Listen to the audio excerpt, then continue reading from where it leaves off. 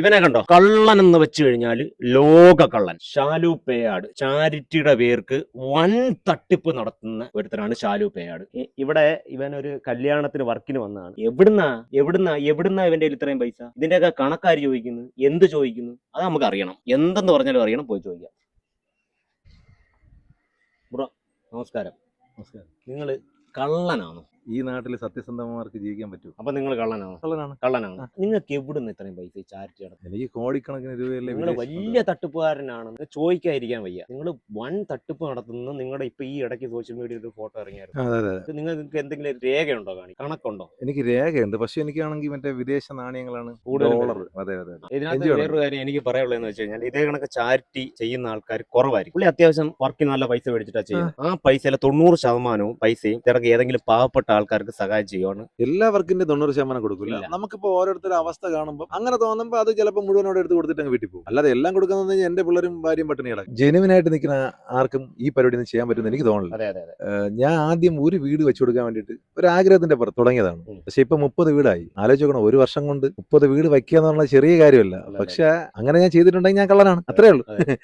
കാരണം എനിക്ക് കിട്ടിയ പൈസ മൊത്തം ഞാൻ അടിച്ചു മാറ്റിയതുകൊണ്ടാണല്ലോ ഈ 30 വീടും പൊങ്ങിയത്. പക്ഷെ പുള്ളിയുടെ കയ്യിൽ എല്ലാത്തിന്റെ രേഖ, എപ്പോഴും വച്ചിരിക്കും. കാരണം 4 മണിക്കൂർ കൊണ്ടു നടക്കുന്ന ഒരു വ്യക്തിയാണ് പുള്ളിക്കാരൻ. ഇതെന്റെ ബാങ്ക് സ്റ്റേറ്റ്മെന്റ്. അതാണോ? എന്റെ ബാങ്കിൽ ഈ വർഷത്തെ 7,50,154 രൂപ കിടപ്പുണ്ടായിരുന്നു. അപ്പൊ അന്ന് എന്റെ മനസ്സിലൊരു കാര്യം തോന്നി, സീറോ ബാലൻസ് ആക്കാം. ഇപ്പൊ നമ്മളെ അക്കൗണ്ടിൽ കുറെ പൈസ ഇട്ടിട്ട് കാര്യമൊന്നുമില്ല, അത് ആർക്കെങ്കിലും ഉപകരിക്കുന്ന പേരിട്ട് അന്ന് കയറിയ ഒരു ഭ്രാന്താണ്. 7.5 ലക്ഷം രൂപയും ഓരോരുത്തർക്ക് വീട് വെക്കാൻ വേണ്ടിട്ട്, അതായത് 6 വീട് വെക്കാൻ വേണ്ടി കൊടുത്തു. ഇനി എന്റെ ബാലൻസ് എന്ന് പറയുന്നത് ഇതാണ്. എന്റെ ബാലൻസ് 116 രൂപ 32 പൈസ. ഇതാണ് എന്റെ ബാലൻസ്. എനിക്കിത് മതി. എനിക്ക് വർക്കുകളുണ്ട്, അതുകൊണ്ട് കുഴപ്പമില്ല. ഓരോ വീടിനും 1.5 ലക്ഷം രൂപ. ആദ്യത്തെ പൈസ ഞാനാണ് കൊടുക്കുന്നത്. ഏത് വീട് ഞാൻ വെക്കണമെങ്കിലും 50,000 രൂപയായിരുന്നു ആദ്യം കൊടുത്തത്. ഇപ്പം അത് മാറി 1.5 ലക്ഷം രൂപ. വർക്ക് ചെയ്യണ പൈസ അതുപോലെ തന്നെ അങ്ങ് കൊടുക്കും. അതൊരു രസം, അത്രേ ഉള്ളൂ. അപ്പം അങ്ങനെ കൊടുത്തു തുടങ്ങി. അങ്ങനെ 1.5 അങ്ങനെ 6 വീടാണിത്. 6 വീട് വെക്കാനുള്ള പൈസ ഫസ്റ്റ് കൊടുക്കുന്നത്. 6 വീടിന്റെ പണി തുടങ്ങി. ആർക്കെങ്കിലും 10 പൈസ സഹായം ചെയ്യുന്നെങ്കിൽ അവരെങ്കിലും ഒന്ന് രക്ഷപ്പെടത്തില്ലേ? അതിലൊരു കാര്യമുണ്ട്. 4 ലക്ഷം രൂപയാണ് നമ്മൾ വീട് വെക്കാൻ വേണ്ടിട്ട് കൊടുക്കുന്നത് ലൈഫ് പദ്ധതി. പല വീടുകളിലെ ആൾക്കാരും എന്നെ വിളിച്ചിട്ട് പറയും, സാറേ ഒന്ന് വാർത്തിട്ട് തരും. കാരണം അവർക്ക് വാർക്കാൻ പോലും അവരെ കൊണ്ട് പറ്റൂല. 4 ലക്ഷം രൂപ ഒന്നും പറ്റൂല.